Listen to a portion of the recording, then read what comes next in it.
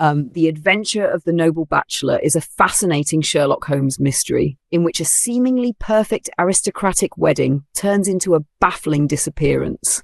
As Holmes peels back layers of social prestige and hidden pasts, a simple explanation emerges from a case that initially appears deeply complex. If you enjoy classic detective stories and thoughtful storytelling, please consider supporting this content by liking, subscribing, or sharing. Your support helps keep these timeless mysteries alive for new listeners. The Adventure of the Noble Bachelor, Arthur Conan Doyle. The Lord St. Simon marriage and its curious termination have long ceased to be a subject of interest in those exalted circles in which the unfortunate bridegroom moves. Fresh scandals have eclipsed it, and their more piquant details have drawn the gossips away from this 4-year-old drama. As I have reason to believe, however, that the full facts have never been revealed to the general public, and as my friend Sherlock Holmes had a considerable share in clearing the matter up, I feel that no memoir of him would be complete without some little sketch of this remarkable episode. It was a few weeks before my own marriage, during the days when I was still sharing rooms with Holmes in Baker Street, that he came home from an afternoon stroll to find a letter on the table waiting for him. I had remained indoors all day, for the weather had taken a sudden turn to rain, with high autumnal winds, and the Jezebel bullet, which I had brought back in one of my limbs as a relic of my Afghan campaign, throbbed with dull persistence. With my body in one easy chair and my legs upon another, I had surrounded myself with a cloud of newspapers, until at last, saturated with the news of the day, I tossed them all aside and lay listless, watching the huge crest and monogram upon the envelope upon the table and wondering lazily who my friend's noble correspondent could be. "Here is a very fashionable epistle," I remarked as he entered. "Your morning letters, if I remember right, were from a fishmonger and a tide-waiter." "Yes, my correspondence has certainly the charm of variety," he answered, smiling, "and the humbler are usually the more interesting. This looks like one of those unwelcome social summonses which call upon a man either to be bored or to lie." He broke the seal and glanced over the contents. "Oh, come, it may prove to be something of interest after all." "Not social, then?" "No, distinctly professional." "And from a noble client?" "One of the highest in England." "My dear fellow, I congratulate you. I assure you, Watson, without affectation, that the status of my client is a matter of less moment to me than the interest of his case. It is just possible, however, that also may not be wanting in this new investigation. You have been reading the papers diligently of late, have you not?" "It looks like it," said I ruefully, pointing to a huge bundle in the corner. "I have had nothing else to do." "It is fortunate, for you will perhaps be able to post me up."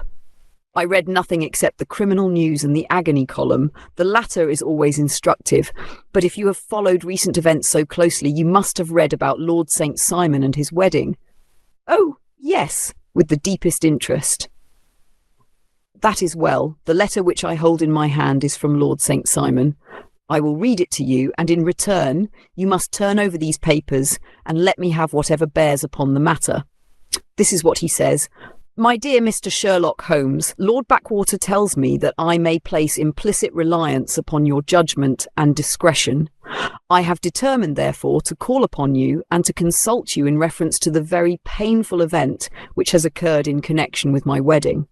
Mr. Lestrade of Scotland Yard is acting already in the matter, but he assures me that he sees no objection to your cooperation and that he even thinks that it might be of some assistance.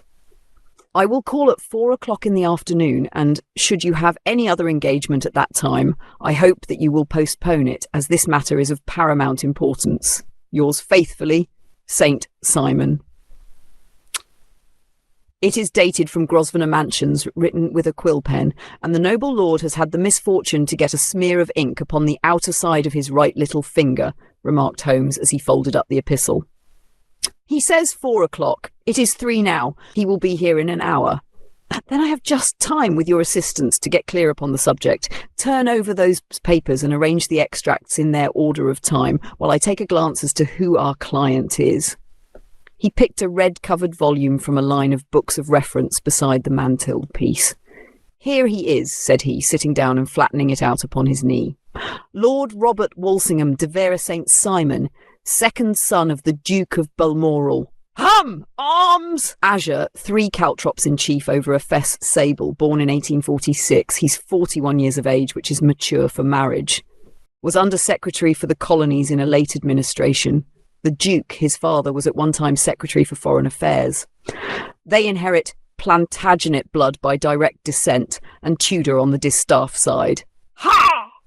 Well, there's nothing very instructive in all this. I think that I must turn to you, Watson, for something more solid. "I have very little difficulty in finding what I want," said I, "for the facts are quite recent and the matter struck me as remarkable.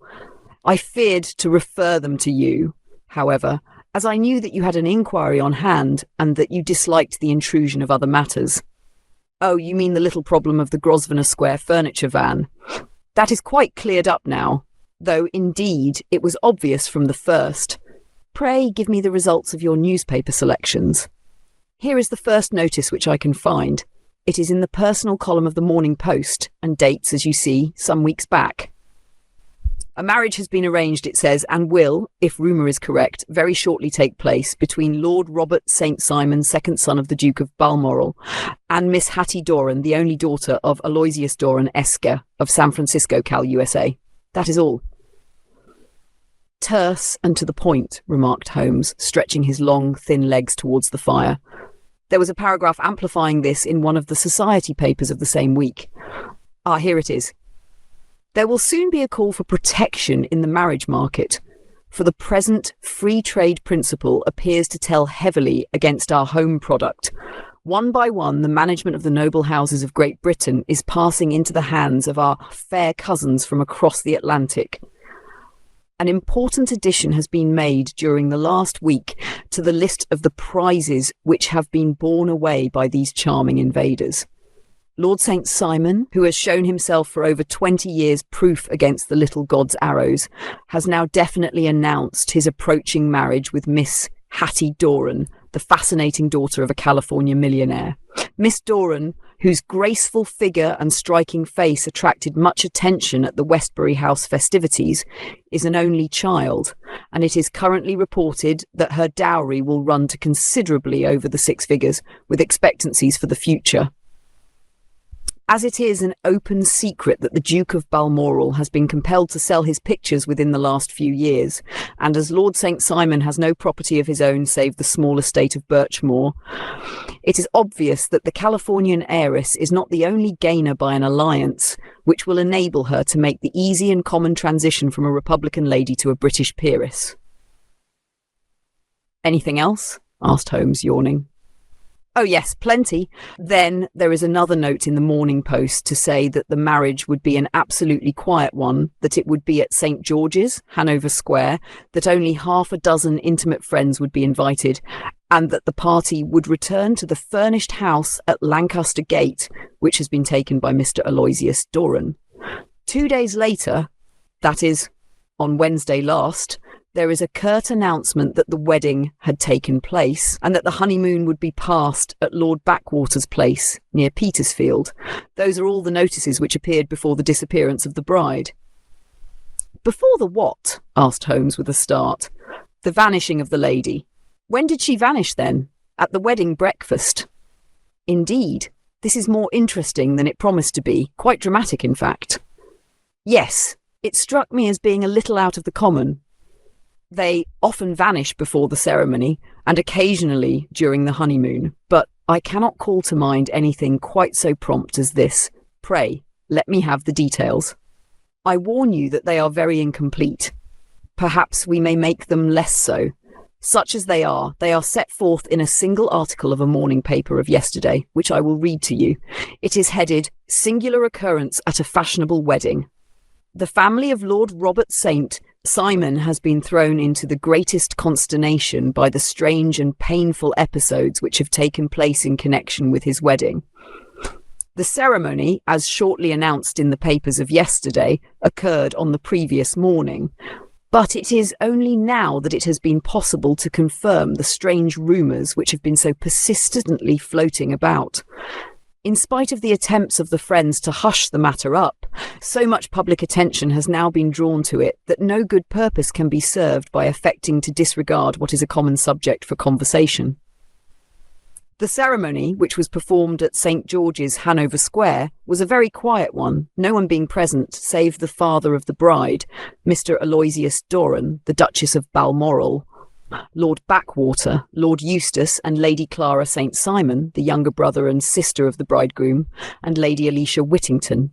The whole party proceeded afterwards to the house of Mr. Aloysius Doran at Lancaster Gate, where breakfast had been prepared. It appears that some little trouble was caused by a woman, whose name has not been ascertained, who endeavoured to force her way into the house after the bridal party, alleging that she had some claim upon Lord St. Simon. It was only after a painful and prolonged scene that she was ejected by the butler and the footman. The bride, who had fortunately entered the house before this unpleasant interruption, had sat down to breakfast with the rest when she complained of a sudden indisposition and retired to her room. Her prolonged absence having caused some comment, her father followed her, but learned from her maid that she had only come up to her chamber for an instant, caught up an ulster and bonnet, and hurried down to the passage. One of the footmen declared that he had seen a lady leave the house thus apparelled, but had refused to credit that it was his mistress, believing her to be with the company. On ascertaining that his daughter had disappeared, Mr. Aloysius Doran, in conjunction with the bridegroom, instantly put themselves in communication with the police, and very energetic inquiries are being made, which will probably result in a speedy clearing up of this very singular business. Up to a late hour last night, however, nothing had transpired as to the whereabouts of the missing lady. There are rumours of foul play in the matter, and it is said that the police have caused the arrest of the woman who had caused the original disturbance, in the belief that, from jealousy or some other motive, she may have been concerned in the strange disappearance of the bride. And is that all? Only one little item in another of the morning papers, but it is a suggestive one. And it is that Miss Flora Millard, the lady who had caused the disturbance, has actually been arrested. It appears that she was formerly a danseuse at the Allegro, and that she has known the bridegroom for some years. There are no further particulars, and the whole case is in your hands now, so far as it has been set forth in the public press. And an exceedingly interesting case it appears to be. I would not have missed it for worlds. But there is a ring at the bell, Watson, and as the clock makes it a few minutes after 4, I have no doubt that this will prove to be our noble client. Do not dream of going, Watson, for I very much prefer having a witness, if only as a check to my own memory. Lord Robert St. Simon, announced our page boy, throwing open the door. A gentleman entered with a pleasant, cultured face, high-nosed and pale, with something perhaps of petulance about the mouth, and with the steady, well-opened eye of a man whose pleasant lot it had ever been to command and to be obeyed. His manner was brisk, and yet his general appearance gave an undue impression of age, for he had a slight forward stoop and a little bend of the knees as he walked. His hair, too, as he swept off his very curly-brimmed hat, was grizzled round the edges and thin upon the top. As to his dress, it was careful to the verge of foppishness, with high collar, black frock coat, white waistcoat, yellow gloves, patent leather shoes, and light-coloured gaiters. He advanced slowly into the room, turning his head from left to right, and swinging in his right hand the cord which held his golden eyeglasses. "Good day, Lord St. Simon," said Holmes, rising and bowing. "Pray take the basket chair. This is my friend and colleague, Dr. Watson. Draw up a little to the fire and we will talk this matter over. A most painful matter to me, as you can most readily imagine, Mr. Holmes. I have been cut to the quick. I understand that you have already managed several delicate cases of this sort, sir, though I presume that they were hardly from the same class of society. No, I am descending. I beg pardon. My last client of the sort was a king. Oh, really? I had no idea. And which king? The King of Scandinavia. What? Had he lost his wife? You can understand, said Holmes suavely, that I extend to the affairs of my other clients the same secrecy which I promised to you in yours. Of course. Very right. Very right. I'm sure I beg pardon. As to my own case, I am ready to give you any information which may assist you in forming an opinion. Thank you. I have already learned all that is in the public prints, nothing more. I presume that I may take it as correct. This article, for example, as to the disappearance of the bride. Lord St. Simon glanced over it. Yes, it is correct as far as it goes, but it needs a great deal of supplementing before anyone could offer an opinion. I think that I may arrive at my facts most directly by questioning you. Pray do so. When did you first meet Miss Hatty Doran? In San Francisco, a year ago. You were travelling in the States? Yes. Did you become engaged then? No, but you were on a friendly footing. I was amused by her society, and she could see that I was amused. Her father is very rich. He is said to be the richest man on the Pacific slope. And how did he make his money? In mining. He had nothing a few years ago. Then he struck gold, invested it, and came up by leaps and bounds. Now, what is your own impression as to the young lady's, your wife's character? The nobleman swung his glasses a little faster and stared down into the fire. You see, Mr. Holmes, said he, my wife was 20 before her father became a rich man. During that time, she ran free in a mining camp and wandered through woods or mountains, so that her education has come from nature rather than from the schoolmaster. She is what we call in England a tomboy, with a strong nature, wild and free, unfettered by any sort of traditions. She is impetuous, volcanic, I was about to say. She is swift in making up her mind and fearless in carrying out her resolutions. On the other hand, I would not have given her the name which I have the honour to bear. He gave a little stately cough. Had not I thought her to be at bottom a noble woman. I believe that she is capable of heroic self-sacrifice, and that anything dishonourable would be repugnant to her. Have you her photograph? I brought this with me. He opened a locket and showed us the full face of a very lovely woman. It was not a photograph, but an ivory miniature, and the artist had brought out the full effect of the lustrous black hair, the large dark eyes, and the exquisite mouth. Holmes gazed long and earnestly at it, then he closed the locket and handed it back to Lord St. Simon. The young lady came to London then, and you renewed your acquaintance? Yes. Her father brought her over for this last London season. I met her several times, became engaged to her, and have now married her. She brought, I understand, a considerable dowry. A fair dowry, not more than is usual in my family. And this, of course, remains to you since the marriage is a fait accompli? I really have made no inquiries on the subject. Very naturally not. Did you see Miss Doran on the day before the wedding? Yes. Was she in good spirits? Never better. She kept talking of what we should do in our future lives. Indeed, that is very interesting. And on the morning of the wedding? She was as bright as possible, at least until after the ceremony. And did you observe any change in her then? Well, to tell the truth, I saw then the first signs that I had ever seen that her temper was just a little sharp. The incident, however, was too trivial to relate and can have no possible bearing upon the case. Pray let us have it for all that. Oh, it is childish.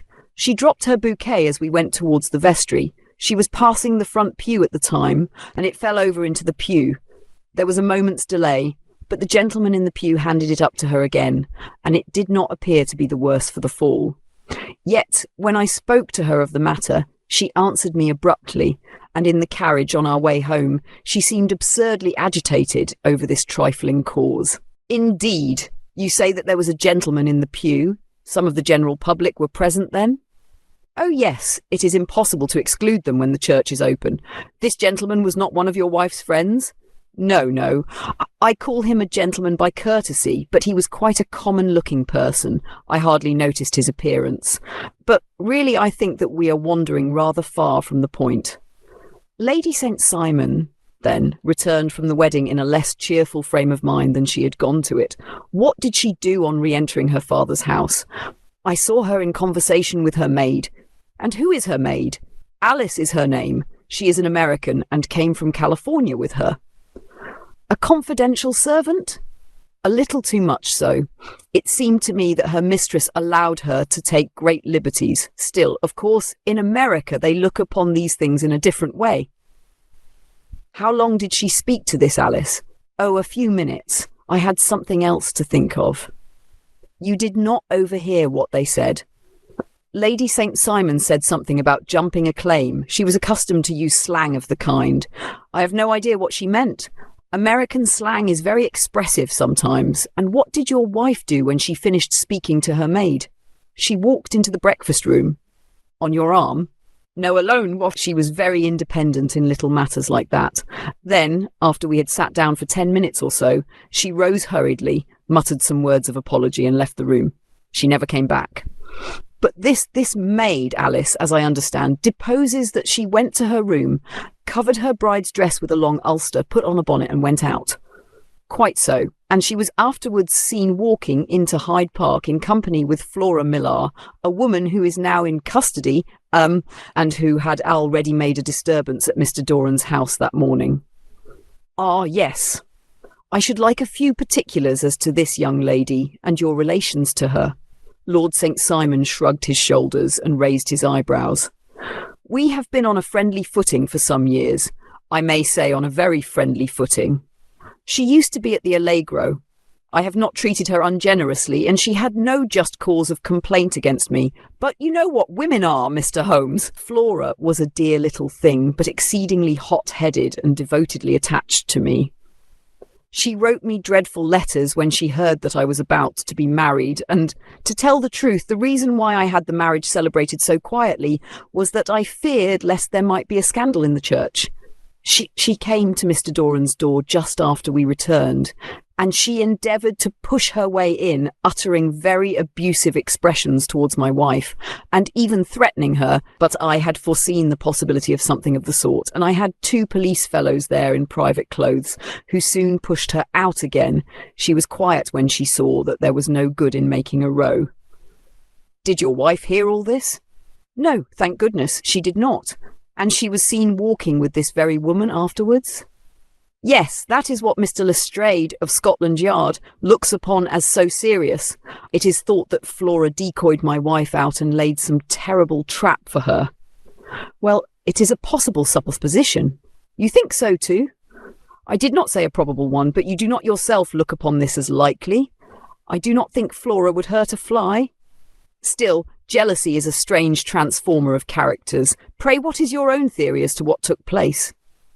Well, really, I came to seek a theory, not to propound one. I have given you all the facts.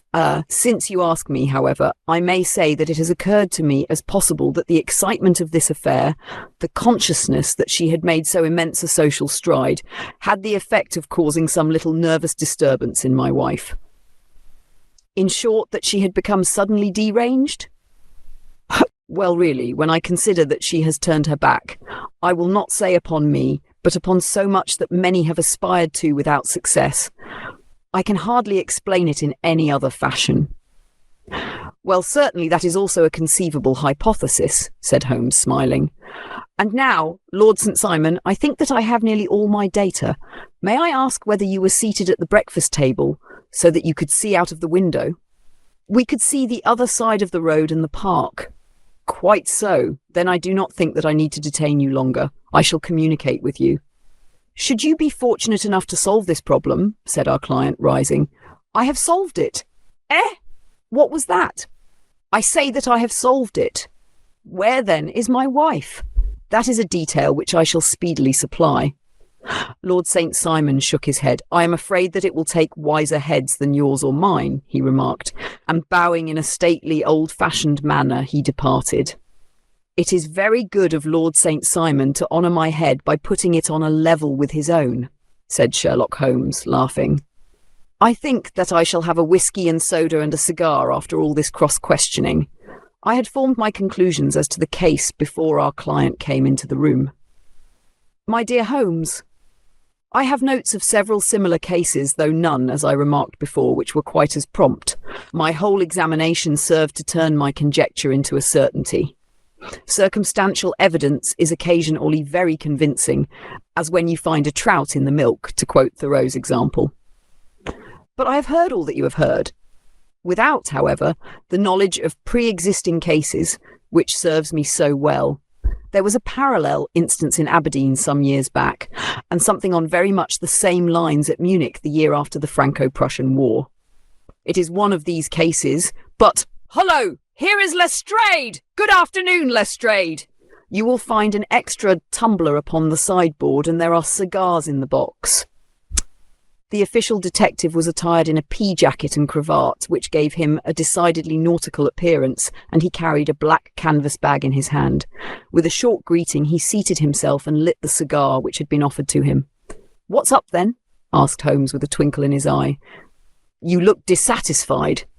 "And I feel dissatisfied. It is this infernal St. Simon marriage case. I can make neither head nor tail of the business." "Really? You surprise me. Who ever heard of such a mixed affair? Every clue seems to slip through my fingers. I have been at work upon it all day. And very wet it seems to have made you," said Holmes, laying his hand upon the arm of the pea jacket. "Yes, I have been dragging the Serpentine." "In heaven's name, what for?" "In search of the body of Lady St. Simon." Sherlock Holmes leaned back in his chair and laughed heartily.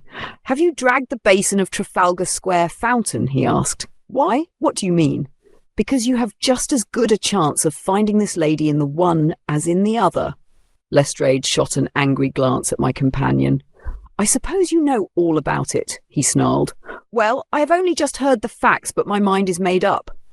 "Oh, indeed! Then you think that the Serpentine plays no part in the matter?" "I think it very unlikely." "Then perhaps you will kindly explain how it is that we found this in it?"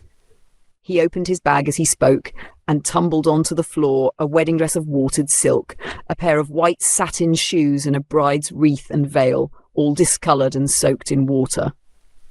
"There," said he, putting a new wedding ring upon the top of the pile.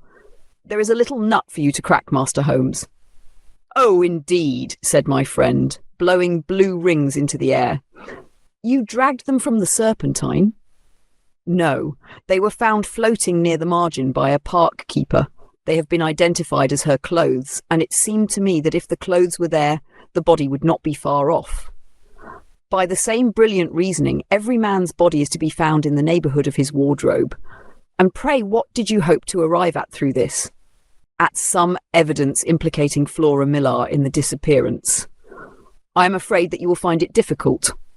"Are you indeed now?" cried Lestrade with some bitterness. "I am afraid, Holmes, that you are not very practical with your deductions and your inferences. You have made 2 blunders in as many minutes. This dress does implicate Miss Flora Millar." "And how?" "In the dress is a pocket. In the pocket is a card case. In the card case is a note. And here is the very note." He slapped it down upon the table in front of him. "Listen to this. You will see me when all is ready. Come at once. F.H.M. Now, my theory all along has been that Lady St. Simon was decoyed away by Flora Millar, and that she, with confederates, no doubt, was responsible for her disappearance. Here, signed with her initials, is the very note which was no doubt quietly slipped into her hand at the door, and which lured her within their reach." "Very good, Lestrade," said Holmes, laughing. "You really are very fine indeed. Let me see it." He took up the paper in a listless way, but his attention instantly became riveted, and he gave a little cry of satisfaction. "This is indeed important," said he. "Ha, you find it so?" "Extremely so. I congratulate you warmly." Lestrade rose in his triumph and bent his head to look. "Why," he shrieked, "you're looking at the wrong side. On the contrary, this is the right side." "The right side? You're mad! Here is the note written in pencil over here. And over here is what appears to be the fragment of a hotel bill, which interests me deeply." "There's nothing in it. I looked at it before," said Lestrade. "October 4th, rooms 8, breakfast 26D, cocktail 1s, lunch 266, glass sherry 8D. I see nothing in that." "Very likely not. It is most important all the same. As to the note, it is important also, or at least the initials are, so I congratulate you again." "I've wasted time enough," said Lestrade, rising. "I believe in hard work and not in sitting by the fire spinning fine theories. Good day, Mr. Holmes, and we shall see which gets to the bottom of the matter first." He gathered up the garments, thrust them into the bag, and made for the door. "Just one hint to you, Lestrade," drawled Holmes before his rival vanished. "I will tell you the true solution of the matter. Lady St. Simon is a myth.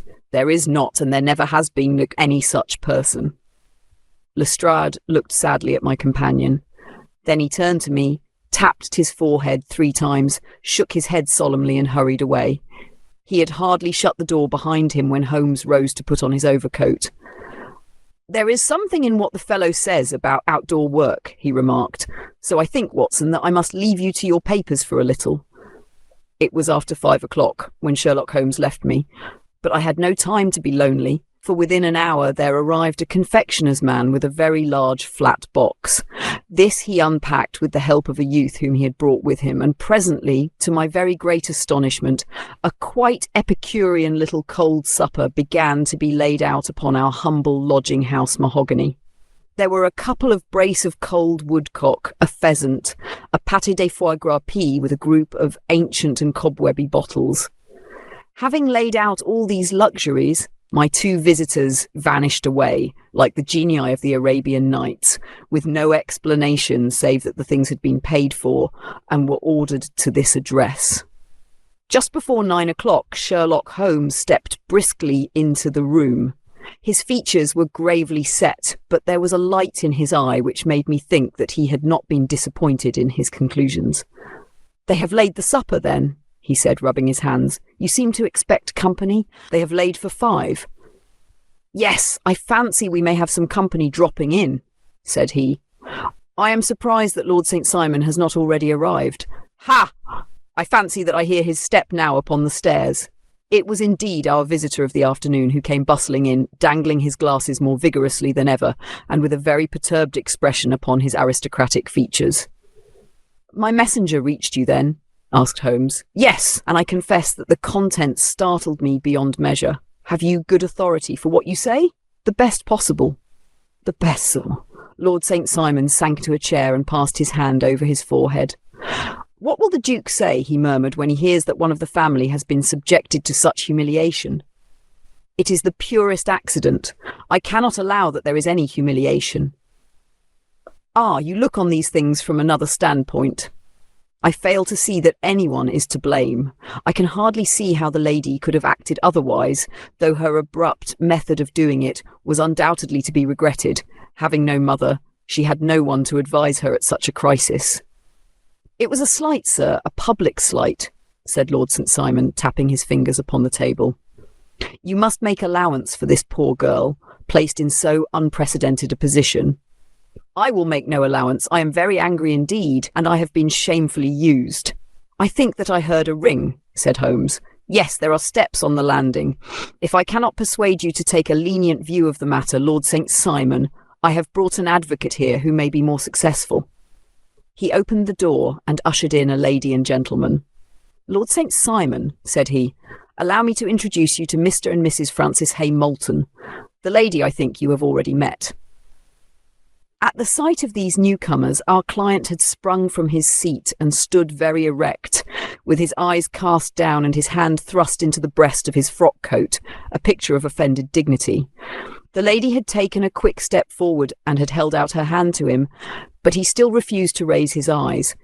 It was as well for his resolution, perhaps, for her pleading face was one which it was hard to resist. "You're angry, Robert," said she. "Well, I guess you have every cause to be." "Pray make no apology to me," said Lord St. Simon bitterly. "Oh, yes, I know that I have treated you real bad, and that I should have spoken to you before I went. But I was kind of rattled, and from the time when I saw Frank here again, I just didn't know what I was doing or saying. I only wonder I didn't fall down and do a faint right there before the altar. Perhaps, Mrs. Moulton, you would like my friend and me to leave the room while you explain this matter." "If I may give an opinion," remarked the strange gentleman, "we've had just a little too much secrecy over this business already. For my part, I should like all Europe and America to hear the rights of it." He was a small, wiry, sunburnt man, clean-shaven, with a sharp face and alert manner. "Then I'll tell our story right away," said the lady. "Frank here and I met in '84 in Macquare's camp, near the Rockies, where Pa was working a claim. We were engaged to each other, Frank and I. But then one day Father struck a rich pocket and made a pile, while poor Frank here had a claim that petered out and came to nothing. The richer Pa grew, the poorer was Frank, so at last Pa wouldn't hear of our engagement lasting any longer, and he took me away to Frisco. Frank wouldn't throw up his hand, though, so he followed me there, and he saw me without Pa knowing anything about it. It would only have made him mad to know, so we just fixed it all up for ourselves. Frank said that he would go and make his pile too, and never come back to claim me until he had as much as Pa. So then I promised to wait for him to the end of time and pledged myself not to marry anyone else while he lived. "Why shouldn't we be married right away then?" said he, "and then I will feel sure of you, and I won't claim to be your husband until I come back." Well, we talked it over, and he had fixed it all up so nicely with a clergyman already ready in waiting that we just did it right there, and then Frank went off to seek his fortune, and I went back to Pa. The next I heard of Frank was that he was in Montana, and then he went prospecting in Arizona, and then I heard of him from New Mexico. After that came a long newspaper story about how a miner's camp had been attacked by Apache Indians, and there was my Frank's name among the killed. I fainted dead away, and I was very sick for months after. Pa thought I had a decline and took me to half the doctors in Frisco. Not a word of news came for a year and more, so that I never doubted that Frank was really dead. Then Lord St. Simon came to Frisco, and we came to London, and a marriage was arranged, and Pa was very pleased, but I felt all the time that no man on this earth would ever take the place in my heart that had been given to my poor Frank. Still, if I had married Lord St. Simon, of course I'd have done my duty by him. We can't command our love, but we can our actions. I went to the altar with him with the intention to make him just as good a wife as it was in me to be. But you may imagine what I felt when, just as I came to the altar rails, I glanced back and saw Frank standing and looking at me out of the first pew. I thought it was his ghost at first, but when I looked again, there he was still, up with a kind of question in his eyes, as if to ask me whether I were glad or sorry to see him. I wonder I didn't drop. I know that everything was turning round, and the words of the clergyman were just like the buzz of a bee in my ear. I didn't know what to do. Should I stop the service and make a scene in the church? I glanced at him again, and he seemed to know what I was thinking, for he raised his finger to his lips to tell me to be still. Then I saw him scribble on a piece of paper, and I knew that he was writing me a note. As I passed his pew on the way out, I dropped my bouquet over to him, and he slipped the note into my hand when he returned me the flowers. It was only a line asking me to join him when he made the sign to me to do so. Of course, I never doubted for a moment that my first duty was now to him, and I determined to do just whatever he might direct. When I got back, I told my maid, who had known him in California and had always been his friend. I ordered her to say nothing, but to get a few things packed and my ulster ready. I know I ought to have spoken to Lord St. Simon, but it was dreadful full hard before his mother and all those great people. I just made up my mind to run away and explain afterwards. I hadn't been at the table 10 minutes before I saw Frank out of the window at the other side of the road. He beckoned to me and then began walking into the park. I slipped out, put on my things, and followed him. Some woman came talking something or other about Lord St. Simon to me. Seemed to me, from the little I heard, as if he had a little secret of his own before marriage also. But I managed to get away from her and soon overtook Frank. We got into a cab together, and away we drove to some lodgings he had taken in Gordon Square, and that was my true wedding after all those years of waiting. Frank had been a prisoner among the Apaches, had escaped, came on to Frisco, found that I had given him up for dead, and had gone to England, followed me there, and had come upon me at last on the very morning of my second wedding. "I saw it in a paper," explained the American. "It gave the name and the church, but not where the lady lived." Then we had a talk as to what we should do, and Frank was all for openness, but I was so ashamed of it all that I felt as if I should like to vanish away and never see any of them again. Just sending a line to Pa, perhaps, to show him that I was alive. It was awful to me to think of all those lords and ladies sitting round that breakfast table and waiting for me to come back. So Frank took my wedding clothes and things and made a bundle of them so that I should not be traced, and dropped them away somewhere where no one could find them. It is likely that we should have gone on to Paris tomorrow, only that this good gentleman, Mr. Holmes, came round to us this evening, though how he found us is more than I can think, and he showed us very clearly and kindly that I was wrong and that Frank was right, and that we should be putting ourselves in the wrong if we were so secret. Then he offered to give us a chance of talking to Lord St. Simon alone, and so we came right away round to his rooms at once. Now, Robert, you have heard it all, and I am very sorry if I have given you pain, and I hope that you do not think very meanly of me." Lord St. Simon had by no means relaxed his rigid attitude, but had listened with a frowning brow and a compressed lip to this long narrative. "Excuse me," he said, "but it is not my custom to discuss my most intimate personal affairs in this public manner." "Then you won't forgive me? You won't shake hands before I go?" "Oh, certainly, if it would give you any pleasure." He put out his hand and coldly grasped that which she extended to him.